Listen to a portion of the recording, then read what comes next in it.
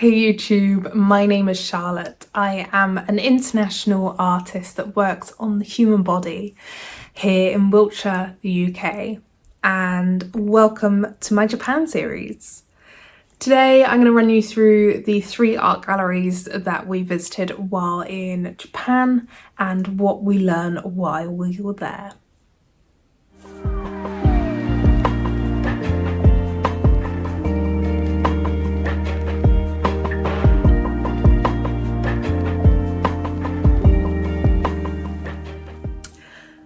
As an artist in another country, you can't just skip some art galleries. We were in Japan, of course I wanted to see some traditional and collected art that the country had. We ended up going to 3 different places, the first of which was Chiba. Chiba is actually part of Tokyo and it was about an hour ride from where we were staying, I think about 45 minutes from Tokyo Station itself. And you might think, damn, that's a long way, but Tokyo is huge. We went on a Wednesday to Chiba and the original idea was that we were going to Chiba Zoo. However, Chiba Zoo is closed on Wednesdays, and so we ended up doing a few kilometers walk and a little bit of an adventure to see the Chiba Prefectural Museum instead.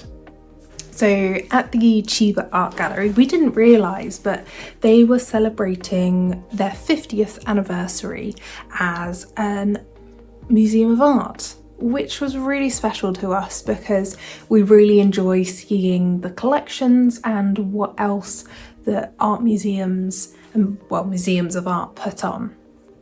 So as we arrived, we were greeted by a little message.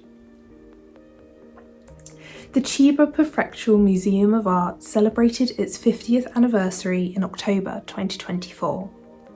Since its opening in 1974, the museum has continued to collect artworks related to the history of Chiba Prefecture, and its collection now consists of approximately 2,900 pieces. This exhibition will introduce 100 works selected by the curators from 6 categories of work by domestic and international artists: Western painting, Japanese painting, sculpture, crafts, calligraphy, and prints. These 100 works are featured in the 100 selected works from the Chiba Prefectural Museum of Art collection 50th anniversary, published in commemoration of the museum's 50th anniversary. The works include Tadaashi, who was born in the Sakura Domain residence in Edo; Hiromasa Katori, a craftsman born in what is now Inazi City and popular for his Dove incense burner; the Impressionist master Renoir; and Hisashi Ejuki, known for the manga Stop Hibari-kun, whose Let's Hold Hands was created publicly at the museum in 2022. The 100 works we are introducing this time are all different in terms of their genres and years of production, as well as the circumstances under which they were collected, and each one has its own story. Please enjoy the charm of the collection that's been built up over 50 years through these 100 pieces.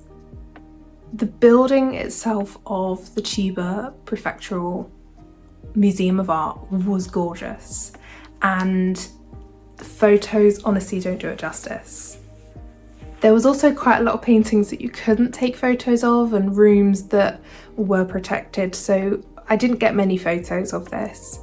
However, the serenity of the building and the architecture along with the artworks themselves were beautiful. It was a really peaceful moment to be able to walk in and see the different genres, the different kinds of artworks that they've collected over the years, and also why they've collected some of them. You could see the ties of the artworks to the area and how the history has intertwined itself with either the artist or the artwork itself. There were a couple of surprising ones, including a couple of pieces of pop art However, the descriptions completely explained why they were part of the collection. And then there was the complete traditional pieces that you'd expect of Japan, and to see these in person, these silk paintings and these large scale calligraphy items were really impactful, and pictures again don't do it justice. There was one piece there that was a calligraphy piece, and it was quite interesting to sit down with my husband and discuss it, as he found it quite aggressive, quite powerful and impactful, whereas I saw it very playful, very swirling and movement based. And reading upon the book that was published, we actually found out that it was created in the playful manner. However, I also understood completely where he was coming from, as it could have seemed very harsh to someone who perhaps didn't have as much background information as myself. Chiba also had a couple of smaller exhibitions on that were free to see, including an interactive sculpture exhibition where you were actually invited to touch the pieces. We did sit there and think, why are they touching them? Why is no one telling them off for touching the pieces? Until we actually looked around ourselves, and I didn't touch any. It felt like such a taboo to be like, oh yeah, here's a sculpture, let me just manhandle it a little bit, and feel all the grooves and the bumps of the bronze or the mechanics of this wood. I couldn't do it, but I did get to admire some more artwork instead. So the second art gallery we went to was nowhere near Tokyo. We were in Fukuoka for several days, and we actually ended up at the Fukuoka Art Gallery, which is next to a gorgeous lake with lots of ducks and geese and all sorts. And so we walked around part of this lake, and we came across the art gallery. And upon walking up these steps, there is a Yakoi Kusama piece, and it is the pumpkin. I was so excited, I lost my words. Like, it was the piece, and I was just overwhelmed. We managed to get some photos with it, well, I did, and I actually got to touch it. I know I just said touching artwork, what? But this was an outside sculpture, it was gorgeous, and I touched it with my fingertips. I was like, that counts, right? I actually didn't see any more of her work in and around the exhibition areas. However, we did see the Tom and Jerry exhibition. Now this was super fun, as this was an anniversary exhibition, and it went through all the styles of artwork, the characters, how these are built up, but specifically looking at the artwork. So I know the storytelling, the making, it's all an artwork itself, but there was a lot all about the drawing and how to portray the characters and how they came about, and it was so full of colour and full of life. It was so cool to see. Throughout this, they had interactive elements, they had parts that you could take photos in, and it was just really light-heartening. I mean, you can't watch Tom and Jerry and not have a little laugh, but it was also really light-heartening in the way that this can also be artwork. This is also artwork. It isn't just a piece on the wall that you see. All the animation and the drawing and everything that goes behind Tom and Jerry, it's art. And that was a really nice reminder to myself that anything can be art, anything can be creative. If you're choosing a paint colour for your house, you're being creative because you're taking elements that other people might not have chosen before and putting them together. You're making your own mind up about what is going to be creative. All in all though, Tom and Jerry was super fun. We walked through, oh gosh, what did I walk through? It was like a cut out line of, I think it was Tom got electrocuted or sort of electric shocked or something, and that was quite funny. And you could pose with the sculptures, and you could see the style change very, very slightly over the years, and it was more of not change, but it grew up. It went through the child, adolescent, and almost the adult phases. And I think that's also a hand with the technology that was around, because we could have clearer screens, we could have different elements that go on and on throughout that storyline. And to be honest, it was just really cool to see. Just something completely different in an art gallery, in an art museum, rather than just the good old like, shh, like we gotta be quiet, white walls, all the rest of it. There was colour everywhere, and I was well into it. Also, you know, Tom and Jerry, you kind of have to go see it. So I mentioned at the beginning that there was 3 places that we went to, and I've mentioned 2. So we've gone through Chiba Prefectural Museum of Art, and also the gallery at Fukuoka where Tom and Jerry was. Third and final place that we truly had a look around was actually the Hiroshima Museum of Art, and I'm in 2 minds, because the Hiroshima Museum of Art, it's Hiroshima. Everything's about the bomb there, and I completely understand why. It's something that affected so many lives and still continues to this day. However, I don't get the link to Van Gogh. It might just be me, it might just be the place that I was that day, but I just didn't quite get it. However, I still really, really enjoyed everything that was there. In their main collection, they had everything from Van Gogh to Picasso. I don't think I've seen so many Picassos in one room before. And what really excited me was that there was actually one from his blue period that I had never seen in person. I studied Picasso as part of my college, and we looked at his blue period and his red period and how then he went on to doing the things that he's famous for today. And I walked in and I said, that's Picasso. I didn't even need to look at the sign. I didn't even look at the other artworks in the room.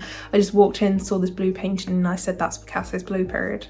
And I believe, if I'm remembering correctly, it was due to one of his good friends dying that he basically became so depressed he just exclusively painted in blue. So there's quite a few paintings like this, but this was the first one that I got to see in person. There was also Henry Truce-Lautrec. I think I'm saying that correctly. If not, I do apologise. And again, I studied him in college, and so it was fantastic to be able to see his artwork in person, as I had never done so before. There was also quite a lot of artwork of the human body, which my speciality, and there was a beautiful sculpture of a woman under a wonderful dome that kind of was the centre of 4 spurs, which is where the other smaller, I say smaller, they're quite large rooms, were, with the artworks hanging upon them. And just having this centre stage just really got you to sit there and think about the artworks. And you could see some of the artworks through the doors as you were sat there. And it gave you that moment of serenity, that moment of peace. She could have been in a bowl of water if the bottom levels were filled with water, but they weren't. You could walk straight past, you could dip down, walk past, dip back up. And I feel like that was a decision, because she could have been at a lower height to us, but no, she was at a higher height, even though we were on the middle ground. So the base of the sculpture was here, but then she actually started here and we were sat here, if that makes sense. So seeing all these curative decisions really brought back to me the reason why I enjoy my artwork and curating it and creating others and collaborating with artists. However, I completely got distracted when I turned a corner and there was some Van Goghs, or Van Gogh, depending on where you learn his name. And I am a huge fan. I've watched everything under the sun. I've been to the exhibitions. I've been to London several times just to see his artwork, to see his artwork in another country, and to see a piece that I haven't actually seen before in research or in person was gorgeous. And it looked like a white kind of between a country house and a large greenhouse thing, with gardens all in front. And we were so taken aback by it that we actually ended up purchasing a print of the piece, fully framed, etc.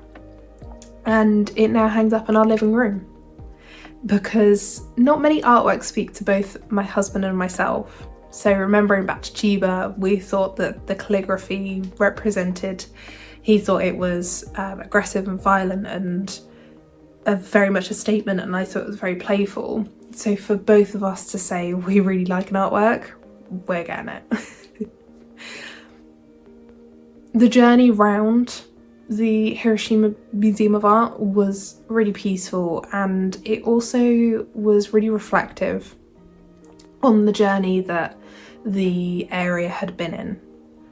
And the whole museum itself was dedicated to the people, by the people. And it really made you think. It was only a few minutes away from a walking distance from the dome, so the A-bomb dome, as well as the park. And those areas really showed you what happened and the scale, even though it was a tiny bit of Hiroshima that you could stand in. As part of this park, you really started to think about everything else that was impacted. And the Museum of Art also reflected upon this. So overall, it was such an impactful day, and it really made us reflect on things, as well as history of another country linking to ours in ways, and how art kind of brings it all together.